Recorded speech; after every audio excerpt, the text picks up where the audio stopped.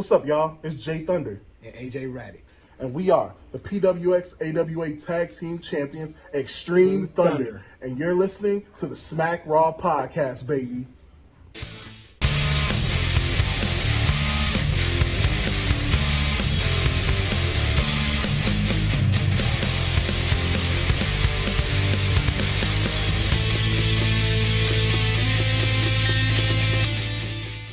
Hey, you guys, welcome to the Smackdown Podcast, a wrestling recap show where we cover WWE, AEW, NXT, recaps, reviews, pay-per-view predictions.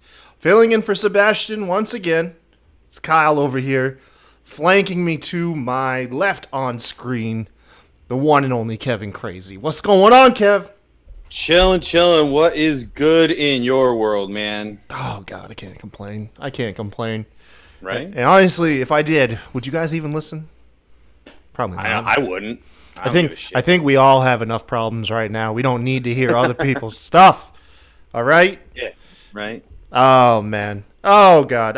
How are you guys doing in your self-quarantine out there? Hopefully, you're making it through the days with entertaining yourselves, staying healthy, washing your hands. Most of all, just be safe. Just be safe, man. Anyway, wash your hands and shut your ass. Wash your hands and shut your ass, yes. Hey, you guys, thank you for joining us. We are a pro wrestling podcast, like we said. You can always listen to us on Podbean, Spotify, Stitcher Radio, Google Play, and Apple Podcasts. Of course, we are on YouTube as well.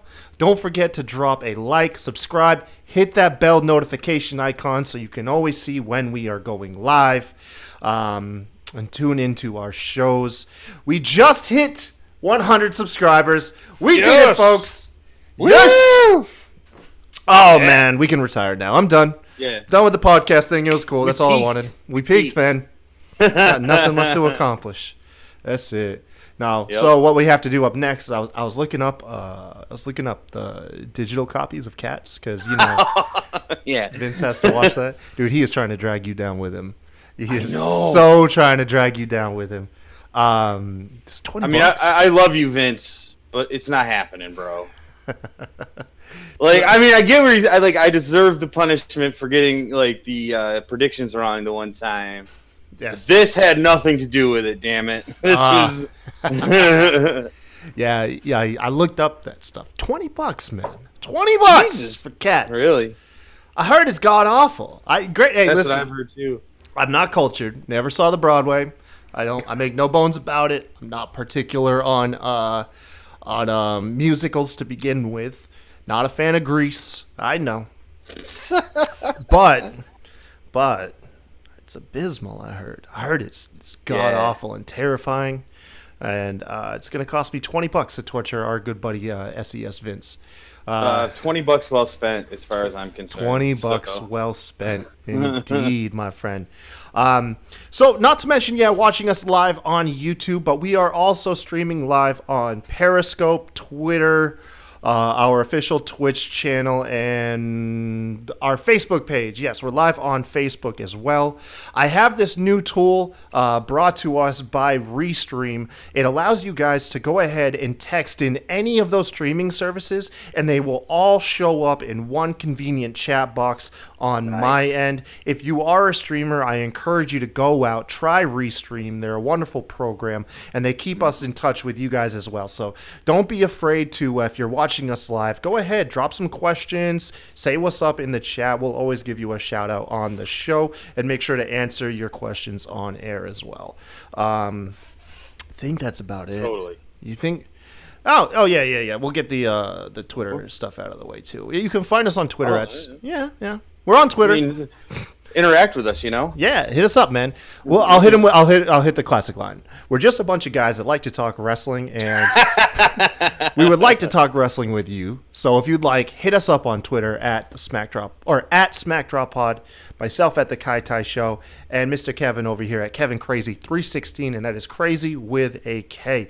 All right, okay, I'm done with the cheap plugs. I'm done. Let's get into it, man. Those were not cheap plugs. Those were very important plugs, and I won't have you talking shit about our plugs. Anyway. Anyways, listen, man. Oh my God, Kev, we're here. We're gonna talk SmackDown from the PC. So this is our fourth PC show. Third without an audience. Yes, you're right, because NXT actually had an audience. Yeah, that first one. Yeah. That was badass, too. Yeah, let's do, I think it's like Vince. Vince likes to give shows an overall grade in the beginning. I'm going to give the show, I'll give it a B-. It had a strong, its second half definitely saved it from like a D or an F. I'll give it that. Second half, very, very good things to talk about, I believe. Yes. What's holding me back, I didn't see the opening segment. You'll make sure to walk me through that with Gronk, but I heard it was really bad. The Page stuff was really rough in my opinion, and the overall tone of having no audience there is starting to be a drag, especially where I'm noticing it is if you have things that are distracting in the house, having no ambience in the ring kind of makes it hard to pay attention. It's hard to keep my attention, man. That might just be me, but I don't know. I agree. Yeah, totally go ahead, though. So I give it a B-. Kev, what are you thinking of the show? I'm going C+, so I'm right in the same, neighborhood. And I agree. I mean, second half was definitely better. What in God's name? Oh, it's your Fiend Funko. Okay, I was Amazon exclusive. Sorry, man. I can't keep my hands. I told you I have a hard time paying attention. All right. No. Go ahead. But yeah, I mean the first half of the show is definitely weaker than the second half. Maybe for you, this seeing the John Cena Bray Wyatt match from WrestleMania a few years ago. I'd never seen that match before, so it was kind of nice to get that. So maybe that was something that was harder to hold your attention, but I was into it, Yeah, I won't lie. I've tuned out every match replay that they've done. Don't apologize. It's all good. But I'm glad. No, that's awesome, because I was actually saying that for people that haven't seen these pay-per-views. You know what I mean? Right. It's nice. Right. My criticism is they should be advertising them ahead of time for their own sake. They should be advertising them like during the show. We're gonna replay the Royal Rumble match, the Men's Royal Rumble, or in this case, the Cena and Bray Wyatt from I forget which Mania. It was the 2014 Mania. 30. There's as many Manias as I am, so it's easy for me to remember. Oh, there you go. I saw on Twitter that SmackDown kicked off with a debut in Gronk. Is that what happened? Yes. Go ahead, talk us through that. So it was actually Michael Cole that was out in the ring at first and was, hyping Mania is a 2-day event now, all that bull-ish, whatever. Yeah. And then he's like, and of course the host of, or before that, he's like, Mojo Riley's out there, and I don't know the whole story behind the relationship between Gronk and Mojo Riley, but apparently they've been friends for whatever reason. I don't know. They're both similar in nature, like obviously both ex-NFL party club guys, just wild dancing. Their personalities are very, very similar. They're just bros, I guess. Yeah, dude, they're bros. That's exactly. They're like frat bros. All right. Well, then that makes a lot of sense, and that's cool. So Mojo Riley's super excited. He's like, "Yeah, my best friend, whatever. He's coming into the WWE. I can't wait." And then, the music hits for Gronk, and it's some like LAMO, that group. It sounded like something like that, but like with like really shitty 90s techno injected into it. Yeah, I caught it was bad. I saw the Twitter clip. It was Yeah. it was really off, and I'm being nice. Yeah, I was not a fan at all. So then Gronk comes out and he's dancing around being a nutcase because that's Gronk. And, that works. I kind of like that. You know what I mean? But, like, that's about where it ended. For me, honestly, is because then he comes out and he's like, yeah, I can't wait. I don't have the power to make matches or something like that. I don't know. It was like, it was all over the place. Like, As to be expected. I have a hard time picturing him as like host. Now I know he's doing some like analyst review, or he's doing like analyzing or some commentary for ESPN, I believe. Yeah, I think you're right. But Gronk has never struck me as the type where I want this guy to walk me through a segment. Like, I don't know, like, right? He's more like visually, like, I like watching the dude dance and have a fun time and be silly. But then, like, I don't know. I mean, granted, I have nothing to judge him by here. I'm a huge Pats fan. R.I.P. Tom Brady. But and even then, I'm like, dude, when Gronk, I was like, dude, I like watching Gronk play. I could give a fuck if you put a microphone in that dude's face, though. Well, and I mean, obviously, I have my opinions about the Patriots and shit. But at the end of the day, I mean, I do have a connection with Gronk. I mean, he's a Buffalo native, and he mentioned that, obviously. Well, maybe, I'm not sure if you caught that or not, but he mentioned that tonight. So, like, that's cool. So, like, I think, whatever. So eventually, Baron Corbin comes out and is like, hey, man, you're the new boy, basically. I'm a man kind of a thing. You know what I'm saying? And it, like, just basically, like, challenges him. And then at one point, Mojo Riley gets behind him and, kneels down and Gronk pushes the over. schoolhouse stuff. Where he that was kind of funny, but like it was stupid. It was stupid. Mostly. What do you expect? What do you expect with a segment that's led by the names like Mojo Rawley, the Gronk, Baron Corbin? You're not going to get exquisite, articulate stuff here. It's literally all going to be like fart jokes. You know what I mean? Yeah. Like we just got Baron Corbin out of like a dog food angle. Okay. What do you expect from these guys? True. What do you expect? It is what it is. So how did this match? Was this tag match pre-made or was this made on the spot? So you mean the Drew Gulak, Bryan versus Cesaro and Shinsuke. I believe that this was scheduled. Okay. Because it had to have been scheduled because like there wasn't like after that segment, the Gronk segment, it went right into the match. Right, you know what I'm saying? Yeah. So, I mean, maybe it wasn't announced previously, but I don't think that anything happened previous. And it wasn't made on the spot like the guys on the mic like let's fight. It was a scheduled match. Okay. Yep. All right. Yep.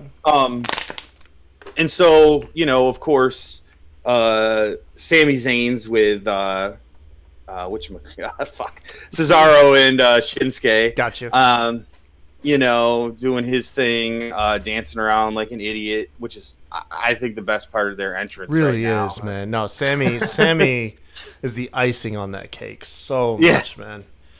And he's money on the mic right now too. He kills it. Yeah, I'm so stoked for him, man. I saw the match. I saw the second half of it, and I mean, it looked like a good match. I really wish I could have watched this from the beginning, or if we could get these guys in a legit match in front of a crowd. I'm a huge fan of Gulak when he's being used properly, and the same thing with Daniel Bryan. And I'm so happy that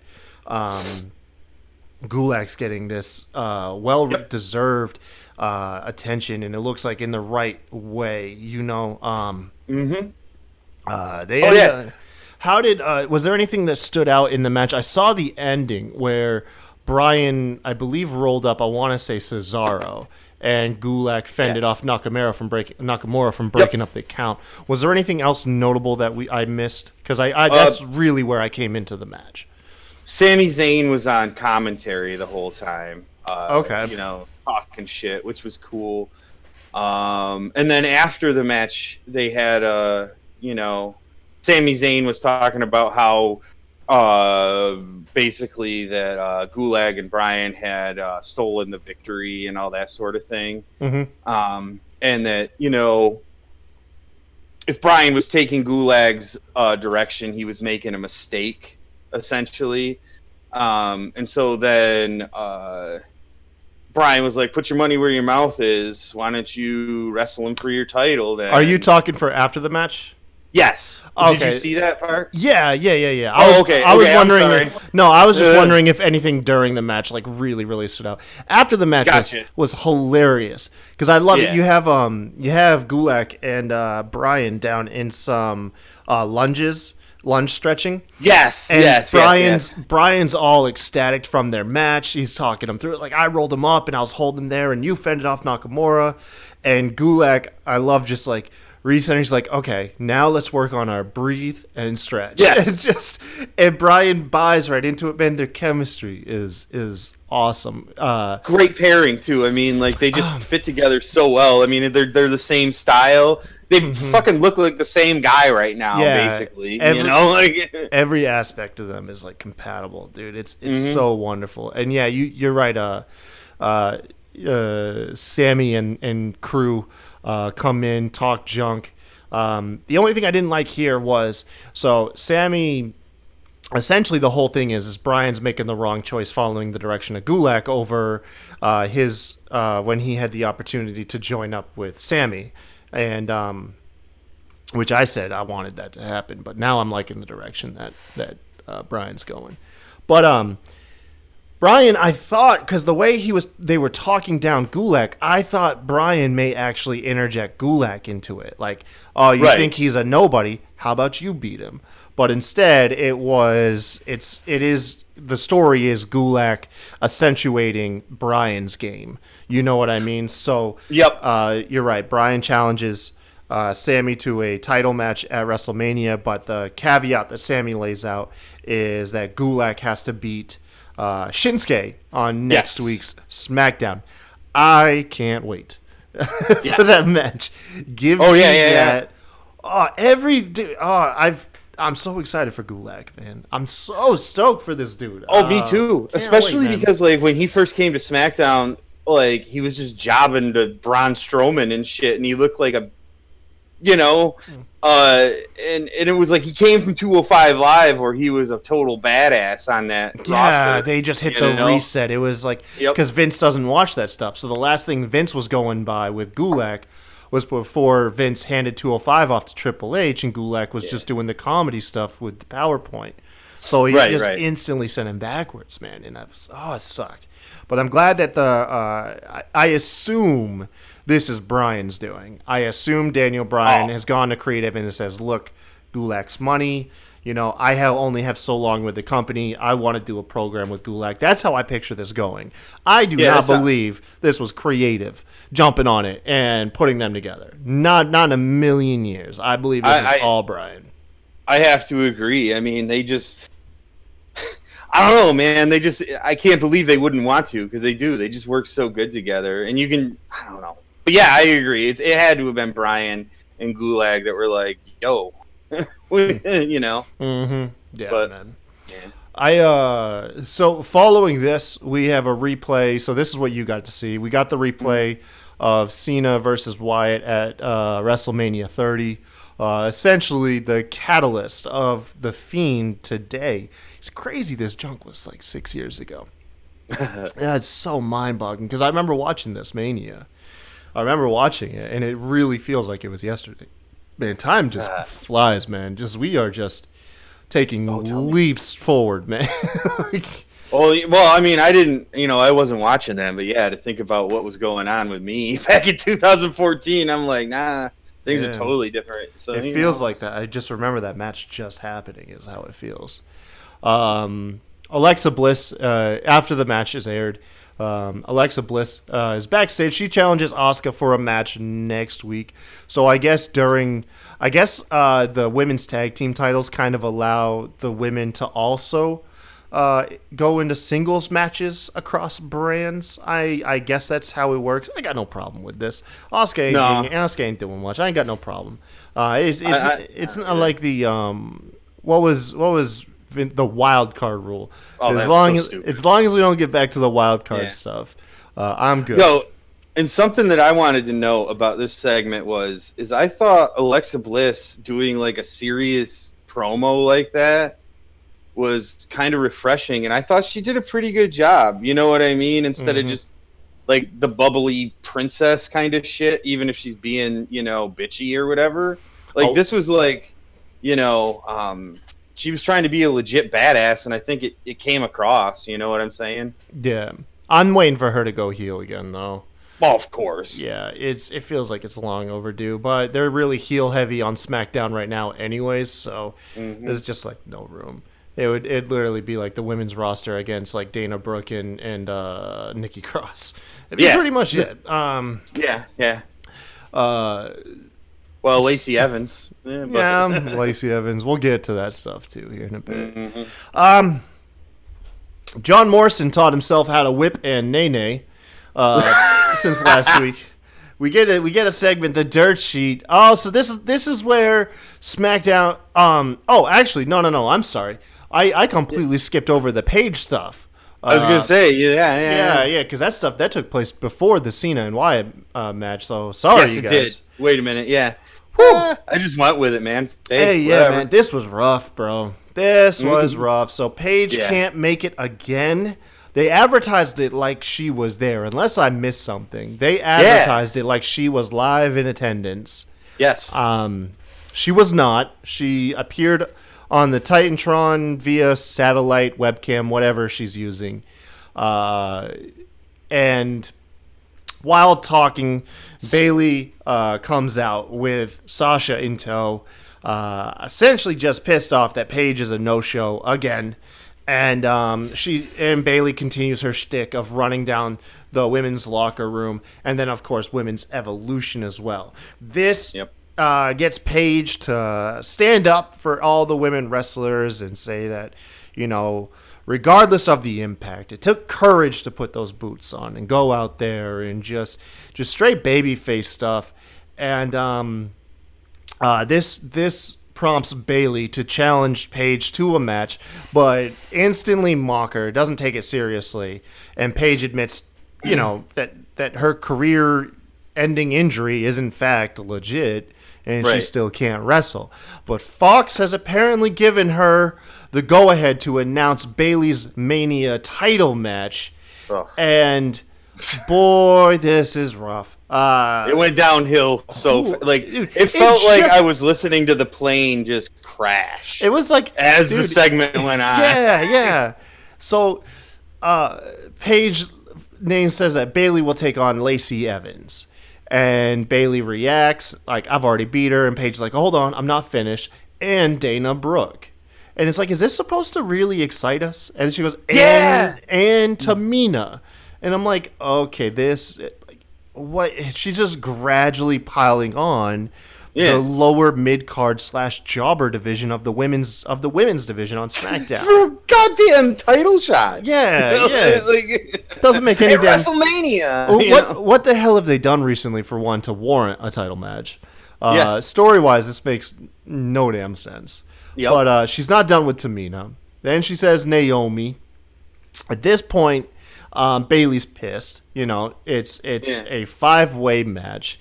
Bayley starts like chewing out Paige and creative and all of that stuff, and then Paige puts the cherry on top and says that it's actually a 6-pack elimination match, and the final competitor is Sasha Banks.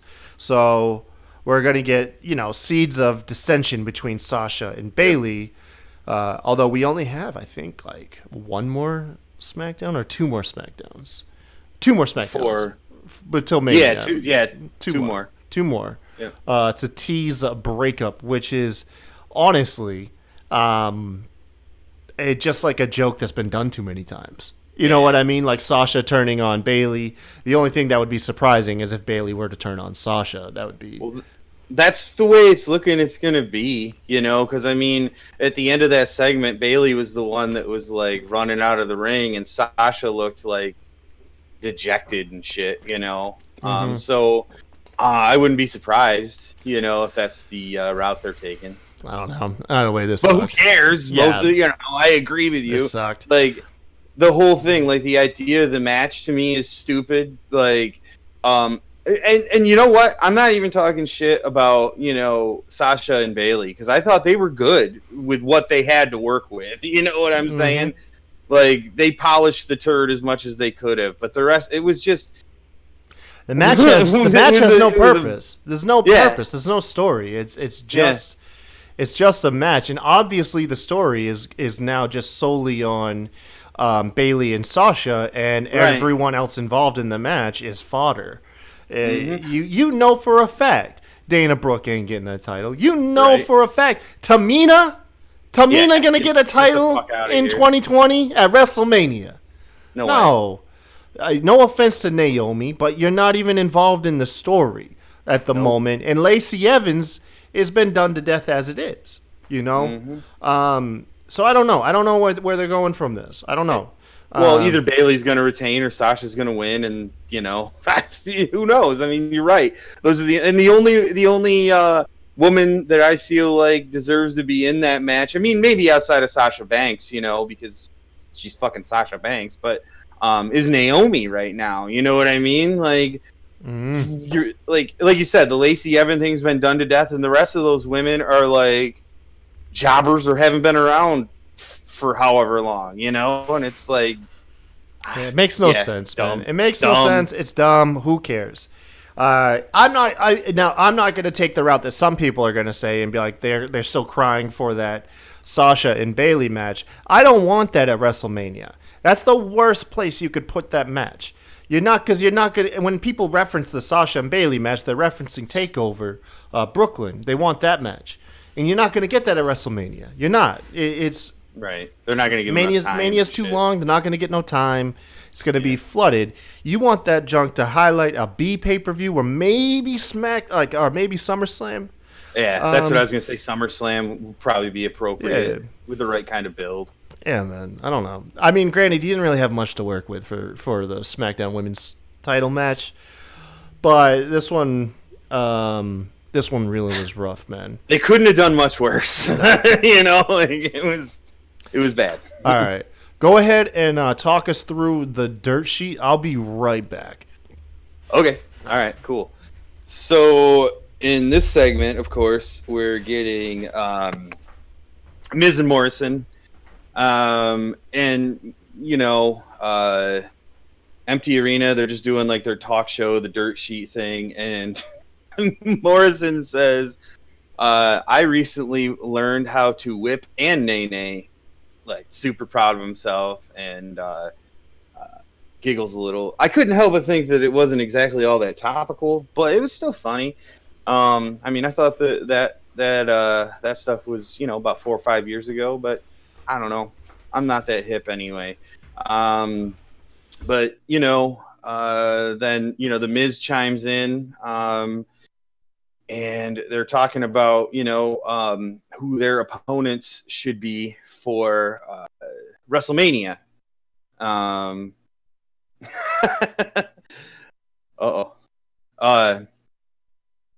Should it be Heavy Machinery? Should it be the New Day? Should it be the Usos? All of those kinds of guys, which all of them, make some sort of sense. And hey, welcome back, Kyle. I'm back. So I just kind of got to the part where they were just talking about, who their opponents should be for WrestleMania. So right before. So they poll the audience who it should be. And so that's right. Yeah. Yeah, and then it cuts to pre-tape shit of them dressed as like the New Day and oh my God. The Usos doing very good impressions, might I add you. This was pure gold. This was pure gold. It's fucking terrific. And they're imitating Heavy Machinery, but they're dressed as strips of bacon. And And during the whole thing, as I think it's Miz is imitating Otis, he's pissed off because the other imitations don't recognize, like, what the hell, he's like, why are you dressed as bacon? Or no, they keep calling him Ham. And and he was like, they don't have a ham on a stick costume. They only had bacon costumes. Stupid as shit, man. It was hilarious, though. It was hilarious. It was perfect. It was perfect. Yeah. Really creative way to use, like we were talking about the no audience thing. And I mean, I wasn't familiar with Miz and Morrison's run previously, but good God, those dudes are hilarious. Hell yeah. They're so good. I've seen some clips, man. They made like rap videos and stuff. Like, oh my God. Yeah, I looked up some of their past stuff because that was during the period I wasn't watching. And they're legitimately funny. They have great chemistry together. They're they're very good. Some people are just compatible. Like we were talking earlier, Daniel Bryan and Drew Gulak and Miz and John Morrison are the same way. Like those guys work very well together. Yeah. But yeah, I mean, give me more of that. This led into the match. No, you're good. Yeah, that's right. The match. Yeah. So this led into the Heavy Machinery match, taking on Miz and Morrison. And it's announced that if Heavy Machinery wins, they get a tag title shot at Mania. And this for me had the segment of the night. Easily. Yeah, because as hilarious as Miz and Morrison were, I didn't expect them to be also involved in like what I figured is some of the best character development I've seen in a long time. So during the match, it's pretty much Miz and Morrison isolating Tucker, beating him down for an extended period of time, really leaving Otis out there to get the hot tag. And every time Tucker's about to get the tag, he's thwarted. This includes at one point Dolph Ziggler's music hits, distracting Otis, and Dolph comes out and jumps on commentary. Otis eventually does get the hot tag. He comes in, he's laying out Miz and Morrison. He's about to do the Caterpillar to the audience of nobody. And still awesome. Still awesome. Still great. But Dolph hops on the microphone and cuts him off and starts rubbing in his face the fact that Dolph is currently involved with Otis's crush, Mandy Rose. He throws up the Instagram pictures on the brutal, man, on the Titantron, and this just seems like classic like heel stuff. So what caught me off guard was Otis's reaction to all of this. Right? He became unfucking hinged. Yeah. Like, he dropped the comedy. Like, it was no longer sympathetic. Like, Otis was damn scary. Like, he came out, man. He chased off Dolph for one. He got his hands on Dolph for a little bit, but Dolph was able to get away. So he's completely full on rage. He takes it out on Morrison, throws him into the ring steps. He grabs Miz's head and is just cracking it off the table, the announce table. Brutal fashion. Yeah. Throws Miz into the ring post. Morrison goes for a crossbody. He gets caught, tossed into the ring post.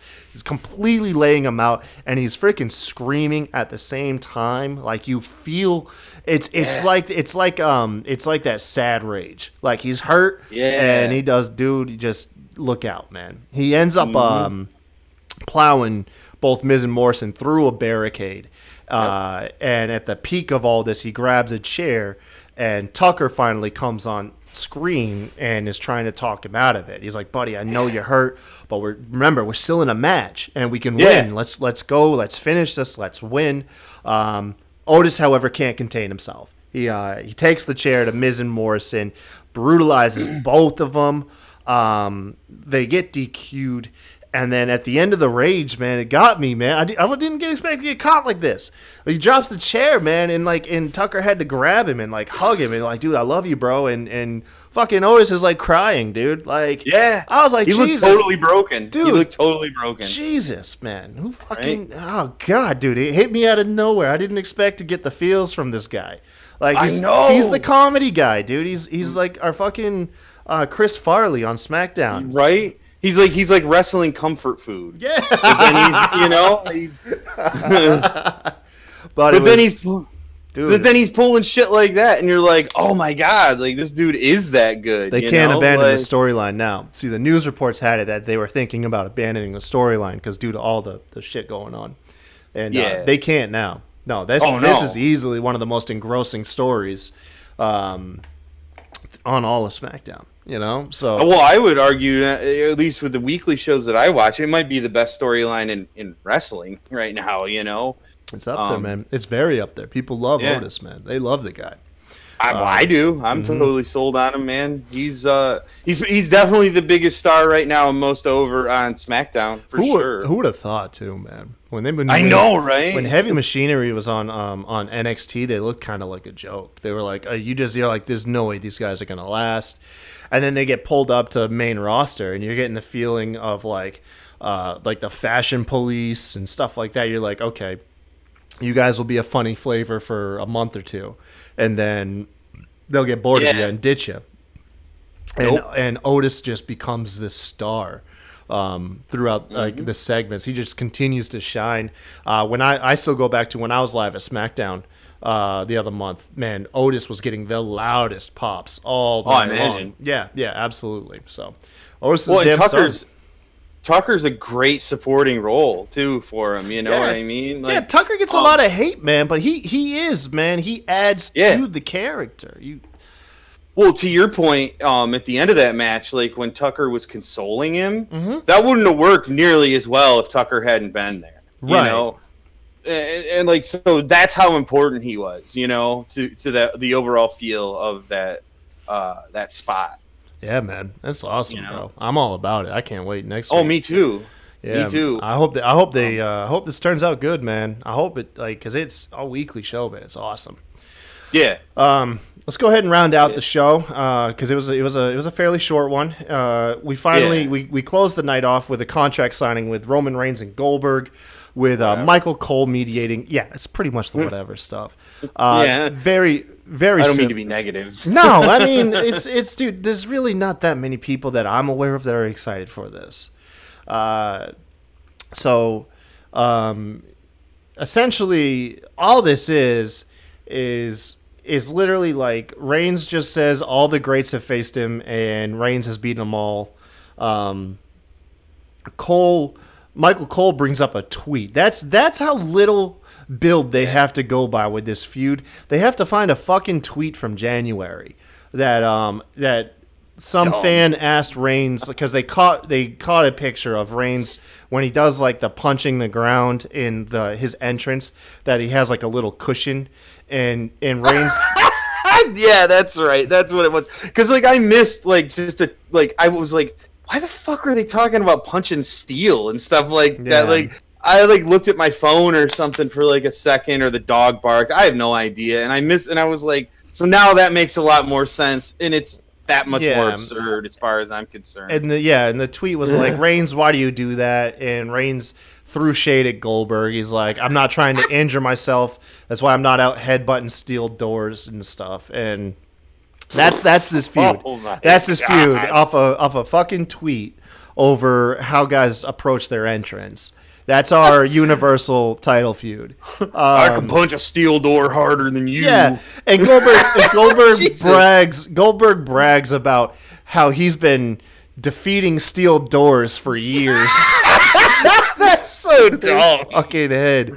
And oh my god. Reigns is next. They sign the contract. Goldberg throws the table aside, and then they end the night on a stare off. Listen, I'm not that's the thing about this. The title match, I'll enjoy it if you do it right. It has to be 5 to 7 minutes long. That's it. And I'm gonna be pretty apathetic at best. Like, I'm not dreading the match, but I could care less. You know what I mean?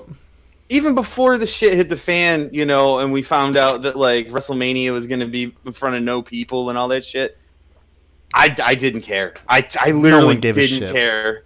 about this match. Yeah, I mean, I know I'm not alone, but like, I didn't care. Not only that, there's so many other matches for WrestleMania that are still on that have a much better. I mean, Jesus, I feel like if they announce tomorrow, Otis versus Dolph Ziggler, obviously I'm going to be much more, way more invested. Dude, it has a much more organic and better story to go by. That's the thing. Shit. Fucking Dolph. I'm more. It's I'm more 20. Look, it's 2020, and Dolph Ziggler is involved in a more engrossing storyline than Goldberg or Roman Reigns.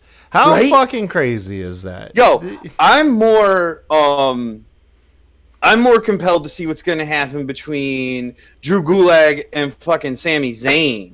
And that just started tonight, and that's way cooler and better. It's 2020. Drew Gulak is involved in a better story than fucking Roman Reigns and Goldberg. Leave your comments. Leave your comments on below on wrestlers in 2020 that you wouldn't believe are in a better and more captivating position than Goldberg and Roman Reigns. Honestly, I don't even mean to shit on Roman. Roman's just unfortunately suffering via association. Goldberg's the one bringing this shit down, unfortunately, in my opinion. Yeah. I'm all about. I'm there for Roman. I'm there for you, Roman. But dude, just get by this shit. Retire Goldberg and get on to fucking better stories. Yeah. No, and that's the thing too, man, is I do have a lot of respect for Roman. I think he's a great worker, and I think that, he's a victim of some of that WWE booking and shit too, and yeah, this is just, I mean, as Jay would say, it's doo-doo butter. Jesus Christ. Just pure That's our next butter. T-shirt right there. Oh, man. Doo-doo butter indeed. Yeah. Well, that's our show for SmackDown. I ain't got nothing extra for after the show. Nah. I think we said it all. Yeah, man. Let us know in the comments or on Twitter what shows that you're looking forward to. Let us know how you guys are holding up during this whole quarantine stuff, and what you're doing to keep your spirits high and keep yourself entertained. Hopefully that, you're getting entertained by us, and we really appreciate you guys watching and continuing to watch the show. And I know it's important that we still have these little distractions when we have all this stupid BS going on around us. Yeah. So we appreciate that, and of course we're there for it. Until then, though, until the next show, y'all have a good one. Peace.